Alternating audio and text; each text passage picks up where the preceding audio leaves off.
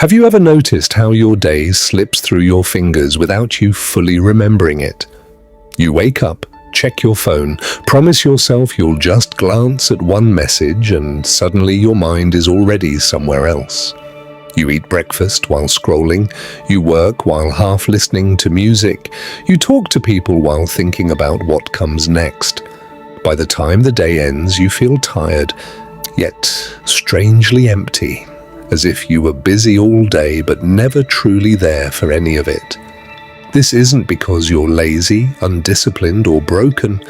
It's because your attention has been slowly trained to scatter.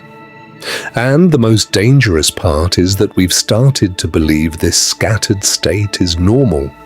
Modern life constantly pulls your mind away from the present moment. Notifications, tabs, alerts, background noise, endless choices. Each one feels small, harmless, even useful, but together they create a mind that is never fully engaged. You try to focus, and your thoughts jump ahead. You try to relax, and your brain replays unfinished tasks. You try to enjoy something, and a part of you is already thinking about what comes after. This constant mental splitting drains energy in a way that physical work never could. You're not exhausted because you did too much. You're exhausted because you were never whole in anything you did. What makes this even more frustrating is that many people quietly blame themselves. They think something is wrong with them. They assume they lack discipline, motivation, or intelligence. But if you zoom out, you start to see a different picture. Human attention was never designed to handle this level of stimulation. For most of history, the mind focused on what was directly in front of it. Survival demanded presence. You listened carefully, watched closely, reacted fully. Fragmented attention once served a purpose, helping us detect danger in uncertain environments. Today, that same survival mechanism is being hijacked by devices and systems that profit from distraction. Your mind hasn't failed. It's been overloaded.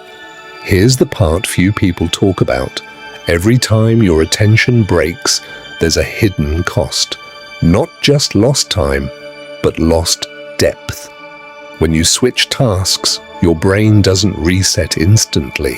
It lingers. A part of you stays behind with the previous thought, the previous screen, the previous worry. That's why even when you sit down to do something important, it feels harder than it should. Your attention is leaking like water from a cracked container.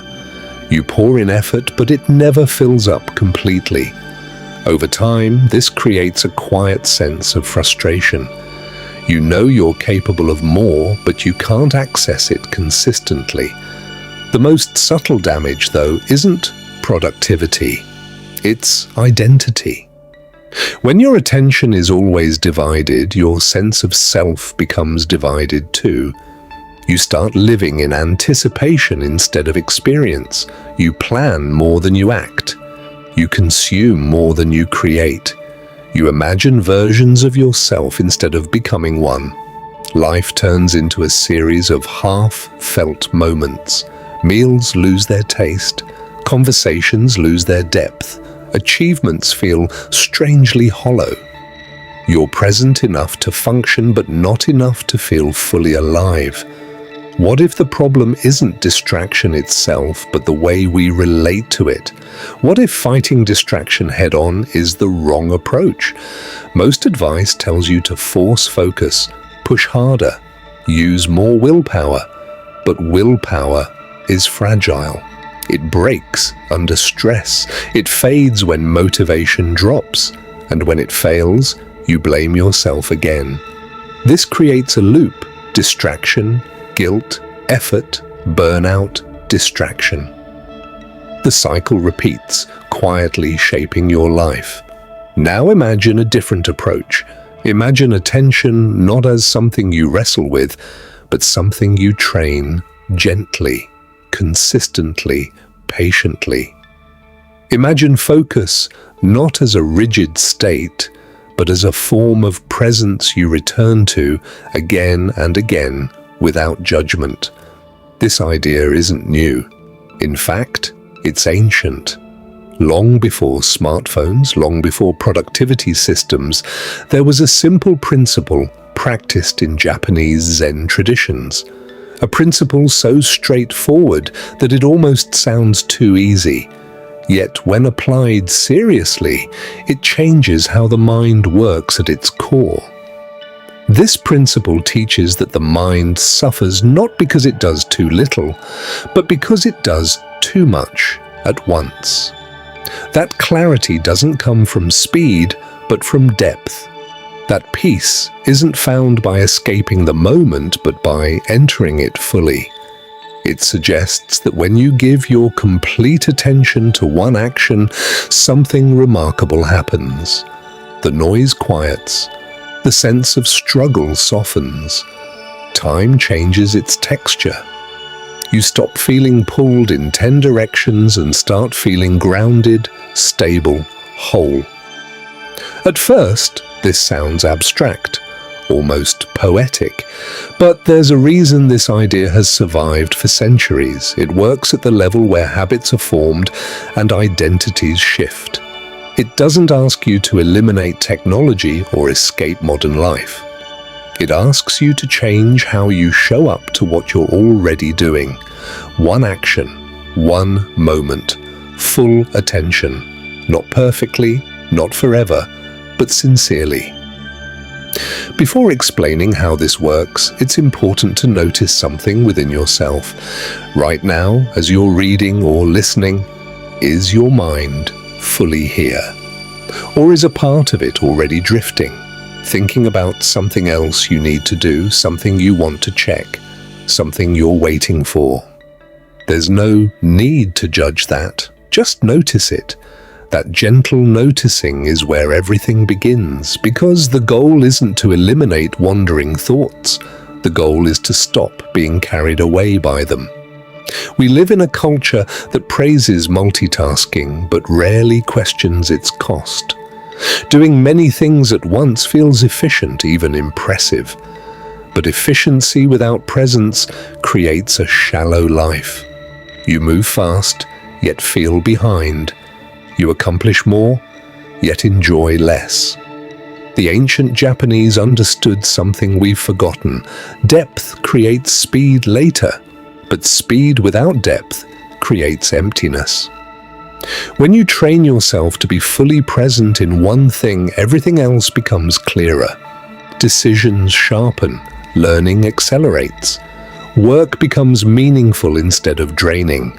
This is where the real shift begins, not with a technique, but with a realization. Your attention is not just a tool, it is your life. Whatever you give it to becomes your experience. If it's constantly split, your life feels fragmented. If it's steady, your life feels grounded. The quality of your attention determines the quality of your days, and the quality of your days determines the quality of your future. In the next part, you'll see how this principle moves from philosophy into lived experience. You'll see how an ordinary person, not unusually gifted or disciplined, learned to apply this way of focusing and transformed not just how they worked, but who they became. And as that story unfolds, you may start to recognize pieces of yourself in it, because the truth is simple and quietly powerful. You don't need more time. You don't need more motivation. You need to learn how to be fully present in the time you already have. There was nothing remarkable about the person at the center of this story, and that's exactly why it matters. No special talent, no dramatic advantage, no sudden burst of motivation. Just someone who felt constantly behind, always rushing, always distracted, and quietly frustrated with themselves. They had goals, real ones, the kind that sit heavy in your chest when you think about them too long. But every time they tried to move toward those goals, something invisible pulled them away. A message, a thought, a sudden urge to check something that didn't matter. Days passed like this, then weeks, then years, until the gap between who they were and who they wanted to be started to feel permanent. What hurt the most wasn't failure, it was inconsistency. On some days, things clicked, focus came easily, work flowed, progress felt real. But those days were rare and unpredictable. Most days were scattered, half-started tasks, abandoned plans, nights filled with the quiet disappointment of knowing time had been wasted again. They didn't lack intelligence or desire. They lacked control over attention, though they didn't yet have words for it. All they knew was that their mind never seemed to stay where their body was. The turning point didn't arrive as a dramatic moment. It came quietly, almost unnoticed, during a conversation that could have easily been forgotten. They were sitting across from someone older, calmer, someone who spoke slowly and listened fully. The kind of presence that made you feel, for a moment, less rushed just by being near it. As they spoke about their struggles, jumping from one complaint to another, the other person didn't interrupt.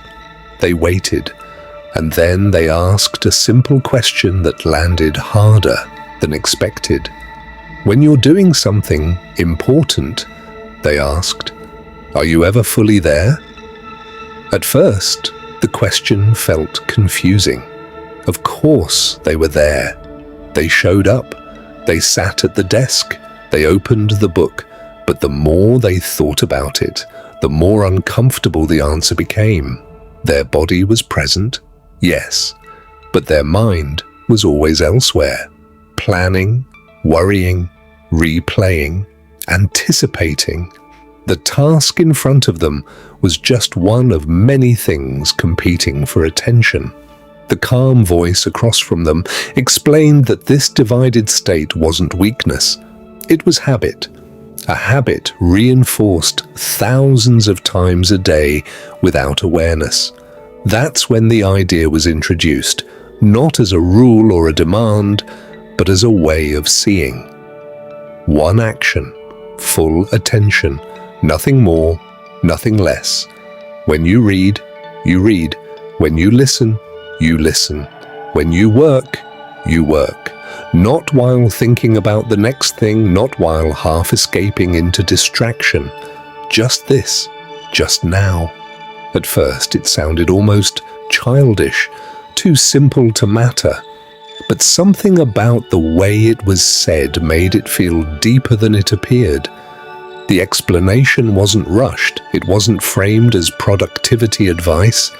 It was framed as practice, a discipline of returning. The mind, they were told, will wander. That's not failure, that's nature. The practice isn't to stop wandering forever, but to notice it sooner and return more gently. Each return strengthens something invisible, like a muscle you didn't know existed. At first, it shakes, then it steadies, eventually, it holds. Trying it for the first time was uncomfortable, almost painful. They sat down to work with the intention of doing only one thing. No background noise, no switching, no checking. Within seconds, resistance appeared, a restless urge, a feeling of missing out. Thoughts lined up, demanding attention. This is boring. Check your phone. You'll just take a quick break. You deserve it. The mind argued convincingly, and for a moment they almost gave in, but instead of fighting the urge, they remembered the instruction. Notice, return, no anger, no judgment, just coming back. So they did, again and again. The first few minutes felt slow, heavy, almost claustrophobic. But then something shifted, not dramatically, just enough to notice. The noise softened, the task became clearer, time stopped stretching and started moving. By the end of that first focused session, they felt something they hadn't felt in a long time. Not excitement, not pride, control, a quiet sense of being aligned. The work wasn't perfect. The distraction hadn't vanished. But something fundamental had changed. For once, they had stayed. They repeated the process the next day, and the next. Not perfectly. Some days were messy, some sessions fell apart. But slowly, consistency replaced intensity. They stopped trying to force focus and started building a rhythm. Before beginning any task, they prepared the space, removed obvious distractions, took a breath, chose one thing, and committed to it fully for a short time. Over weeks, the effects spread beyond work. Conversations felt different. They listened instead of waiting to speak. Meals slowed down. Food tasted stronger. Even walking felt richer, as if the world had gained detail. Life stopped feeling like something happening in the background while they planned the future. It started happening now. The most surprising change wasn't external. It was internal. The constant self-criticism faded.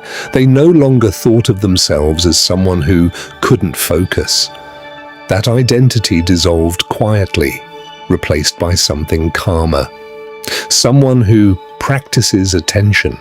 Someone who returns.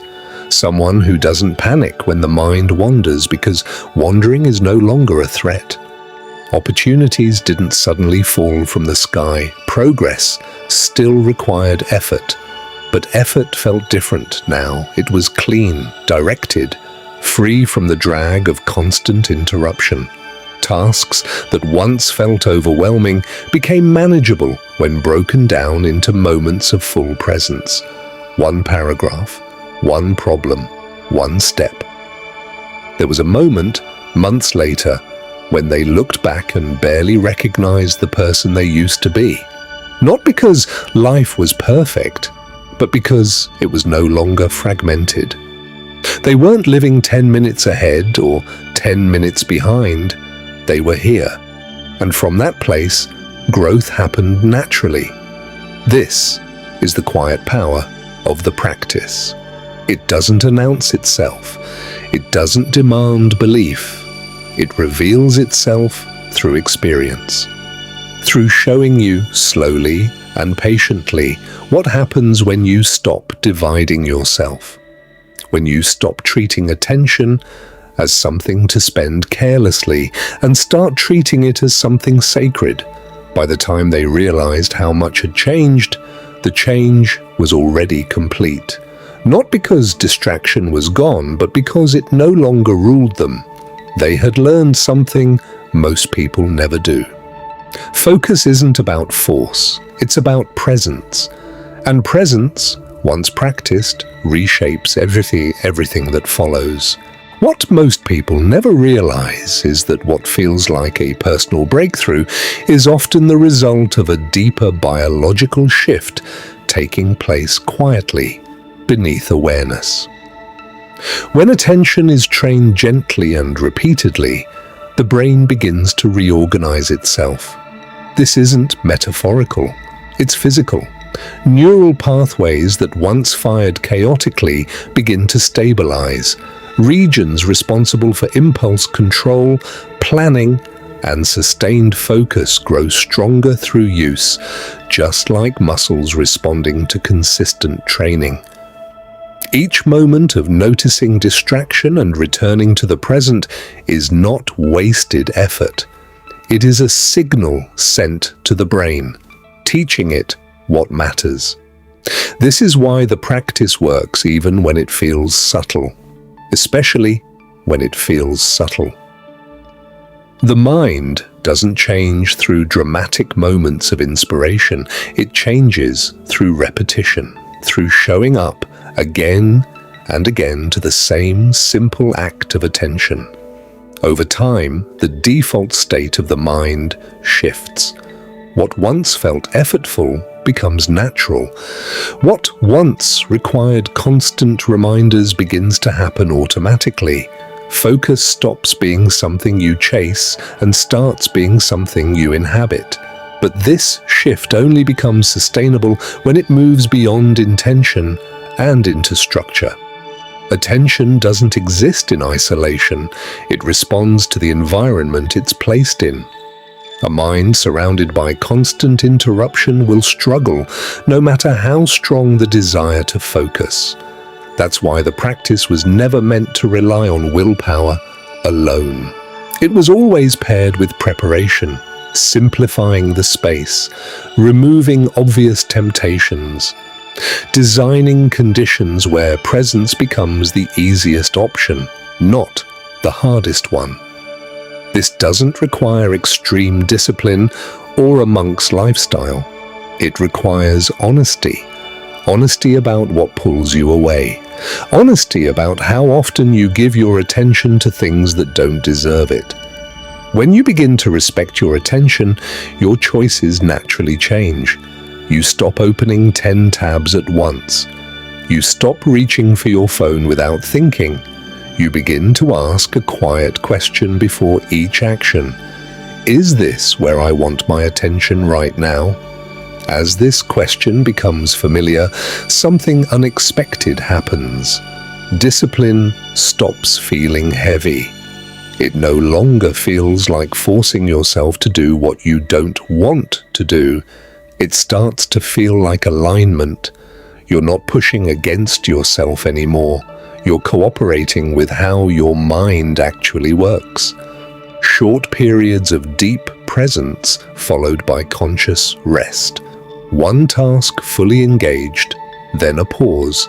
Not escape, not stimulation, just rest. This rhythm creates a sense of trust within yourself. You begin to trust that you'll return, that you don't need to grasp at every impulse, that nothing important will be lost by staying with one thing a little longer. This trust is powerful. It reduces anxiety. It quiets the background noise of unfinished thoughts.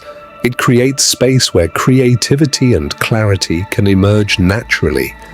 And this is where the practice moves beyond productivity into something much deeper. Presence begins to change how you experience your own life. Moments stop blurring together. You remember conversations. You remember how food tasted. You remember how it felt to solve a problem or complete a task with care. Life becomes textured again, rich, grounded. Many people chase happiness by adding more achievements, more stimulation, more distractions disguised as rewards. But attention reveals a different truth. Fulfillment doesn't come from stacking experiences. It comes from fully inhabiting the ones you already have. When you're present, even simple moments carry weight.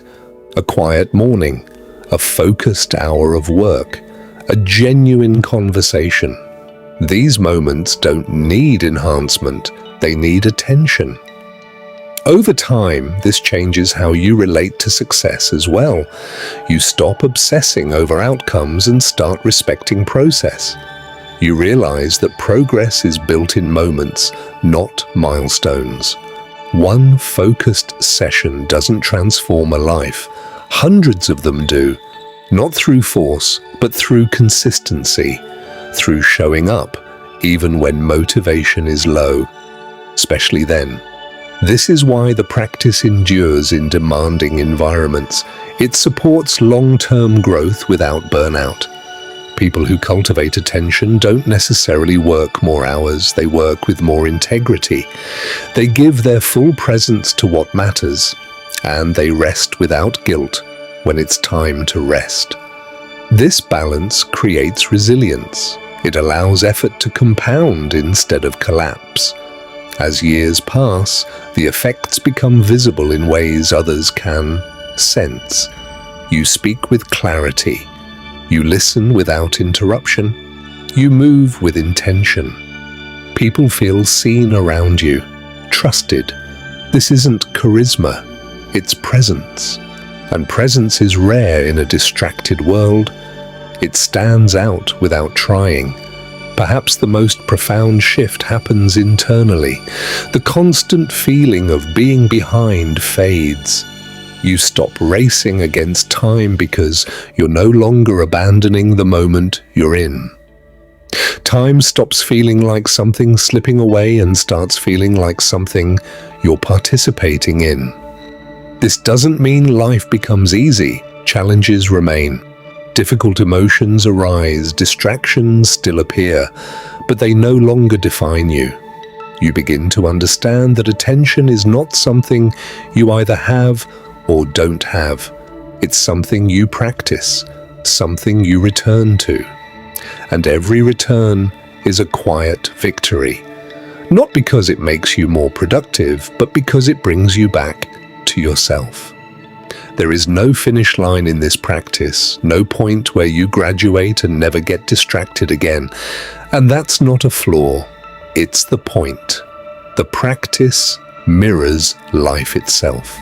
A continual return, a continual choice to be here instead of elsewhere, to engage instead of escape, to live instead of drift.